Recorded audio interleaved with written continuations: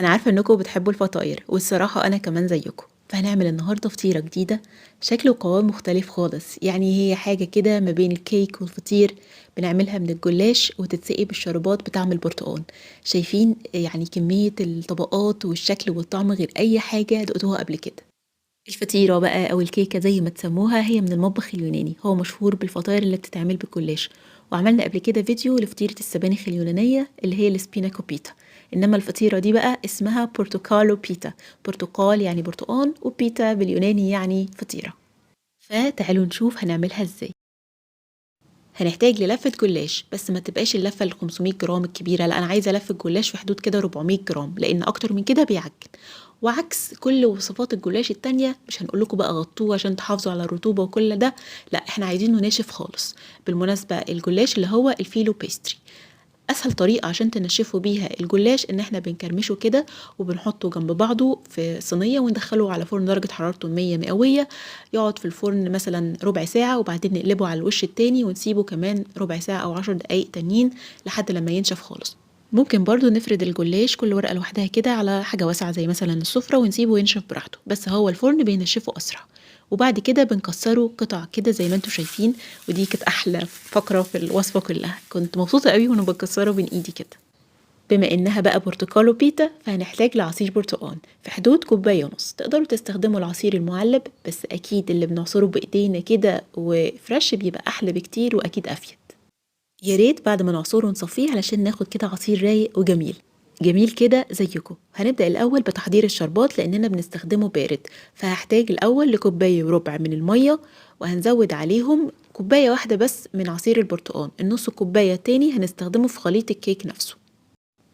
هنزود كمان كوباية وربع من السكر، تقدروا تستخدموا كوباية واحدة، ونقلبهم بقى علشان ندوب أكبر كمية من السكر قبل ما نرفعه على النار. للتنكيه هنحتاج لعود قرفة وفصين صغيرين كده من القرنفل. ممكن نستبدلهم بالفانيليا أو فصوص حبهان مشقوقة كده زي ما عملنا في كيكة البرتقال اللي فاتت. هضيف برضو قشر برتقانة كاملة، قشرته كده بقشرات البطاطس، وحاولوا تتجنبوا القشر الأبيض على قد ما تقدروا عشان بيدي مرارة. هرفعه على النار نار عالية لحد لما يبدأ يغلي، طبعا لو في أي ريم طلع بنشيله. بعد الغليان بنهدي النار ونسيبه يغلي تقريبا 10 دقايق أو ربع ساعة ونطفيه. بعد كده بيبقى جاهز ونسيبه يبرد خالص. اوعوا ترموا قشر البرتقال اللي جوه الشربات، هناخده نقطعه شرايح رفيعه خالص كده، وهنحطه في كسرولة صغيرة على قده، ونزود عليه معلقتين كبار من السكر وحوالي ربع كوباية مية، ونرفعه على النار نار هادية كده. ولو المية قلت بنزودها شوية صغيرين لحد لما يستوي ويتكرمل كده ويبقى لونه شفاف. بنزين بيه الكيك نفسه، او ممكن ناخده بعد كده ونحطه في اي كيكة برتقال تانية، مش بيبقى فيه طعم مرارة وبيبقى لذيذ جدا. علشان الكيك ما يلزقش في الصينية بندهنها بشوية زيت ورشة دقيق، ونوزعها كويس جدا في الصينية ونتخلص من الدقيق الزيادة. المقاس بالظبط أنا نسيتها، هكتبه لكم على الشاشة. في الوقت ده كمان بنشغل الفرن على درجة حرارة 175 مئوية، ولو فرننا فيه مروحة هنخليها 165. علشان خليط الكيك نفسه هنحتاج لأربع بيضات كبار يكونوا في حرارة الغرفة. لو مستعجلين وخرجناه على طول من التلاجة، حطوه في مية سخنة سخنة يعني مش مغلية، بيدفى بسرعة جدا. وناخد بقى البيض نحطه في بولة كبيرة عشان تاخد كل المكونات، وهنزود عليه كوباية من السكر، ممكن تقلوهم لكوباية الا ربع لو تحبوا. وهنخلط بقى البيض مع السكر كويس جدا لحد لما السكر يدوب والخليط بتاعنا يهيش كده ويفتح. ممكن تستخدموا مضرب كهرباء او مضرب يدوي، ممكن حتى في الخلاط. بعد كده هنزود كوباية الا ربع من الزبادي اليوناني وربع معلقة صغيرة من الملح، بتظبط طعم اي حاجة من الحلويات، الملح ضروري جدا. ومعلقة كبيرة من البيكنج باودر، او الافضل يعني ان احنا نستبدلها بمعلقة صغيرة من البيكنج صودا ومعلقة صغيرة من البيكنج باودر. هنحتاج كمان بشر برتقانة كبيرة، المبشرة دي الناعمة دي ما بستغناش عنها خالص، بتاخد الزست اللي بره من غير ما ناخد القشر الابيض ده اللي بيبقى فيه المرارة. هايلة، حاولوا تلاقوا واحدة زيها.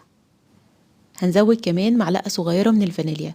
لو مش عايزين تبشروا البرتقان او ما عندكوش المبشرة الناعمة، ممكن نستعمل طعم البرتقان، او في فانيليات بتبقى بتتباع بطعم البرتقان، بس انا ما جربتهاش الصراحة، فلو حد جربها يقول لنا رأيه فيها ايه. هنخلطهم لحد لما يمتزجوا كويس قوي مع بعض، وبعد كده هنزود نص كوباية من عصير البرتقان وكوباية الا ربع من الزيت النباتي. طبعًا زيت ما يكونش ليه نكهة قوية عشان ما يغيّرش طعم الكيك، أظن إن إحنا لو خلطنا جزء من الزيت مع الزبدة المذابة هيدّي طعم حلو أوي للكيك، أنا ما جرّبتش بصراحة، بس أظن إنه هيبقى طعمه حلو. هنقلّب لحد لمّا المكونات تختلط، بعد كده هنزوّد على الخليط ده الجلاش الناشف اللي إحنا كنا مكسّرينه ومحضّرينه already. مش هنضيف كل كمية الجلاش مرة واحدة عشان ممكن يكلكع مننا، فبنضيفه على مراحل، يعني 3، 4 مرات كده. المفروض إنه إحنا برضه ما نقلّبش كتير. كمان عايزة أقول لكم حاجة، في أي وصفة في العالم إحنا بنعتمد على الحاسة البصرية، القوام اللي قدامنا، فلو وصلتوا للقوام ده ولسه عندكم ورق جلاش مش هنزود عن كده، مش عايزين الخليط يبقى تقيل بزيادة، القوام ده ممتاز جدا. هنفرد بقى في الصينية وندخله الفرن في الرف الأوسط، هيقعد تقريبا 50 ل60 دقيقة أو بدري عن كده، يعني أنا من بعد 40 دقيقة بنبص على الصينية بتاعتنا، ولو حسينا إن هي محمرة من ناحية نضيرها للناحية التانية لحد لما تطلع من الفرن كده لونها ذهبي وموحد وشكلها حلو بالشكل ده كده. أول ما بتطلع من الفرن بنسقيها بالشربات البارد، هضيفه على كذا مرة، أول ما تتشرب كويس أضيف الجزء الباقي. هي بتاخد كل مقدار الشربات ده مظبوط على مقاس الصينية، لكن لو حابين تقللوا كمية الشربات ممكن تستخدموا من نص المقدار أو تلتينه، بس أنصحكم تلتزموا بالمقدار كامل في أول مرة تعملوها، وبعد كده لو حابين ممكن تقللوه على حسب ذوقكم. بعد ما تتشربوا بقى كده اركنوها على جنب ساعتين 3 لحد لما تبرد خالص، ما ينفعش نقطعها وهي لسه سخنة، لازم تتشرب كويس والنكهات تتدخل في بعض، فسيبوها على الأقل 3 ساعات، ويفضل ان انتوا تسيبوها لتاني يوم. في انواع كده من الحلويات بتبقى افضل واجمل لما بنسيبها يوم او 2، وقوامها بيتغير مع كل يوم بنسيبها فيه، فانتوا بقى شوفوا انتوا حبيتوها في اي يوم من بعد ما تخبزوها. أنا باحب جدًا إني أجرّب أكلات من بلاد مختلفة، يعني ثقافات وشعوب بعيدة عننا، فأكيد هنلاقي فيها حاجة مثيرة للاهتمام. فقولوا لي إيه البلاد اللي ممكن تكونوا متحمسين نجرّب أكلها ونعمل عنها فيديوهات؟ لو عجبتكم الفطيرة دي ما تنسوش تشوفوا الفطيرة اليونانية بالسبانخ هتعجبكم جدًا، وفي فيديوهات كتيرة وبلاي ليست كتير فيها وصفات لذيذة أوي. أشوفكم على خير، سلام عليكم.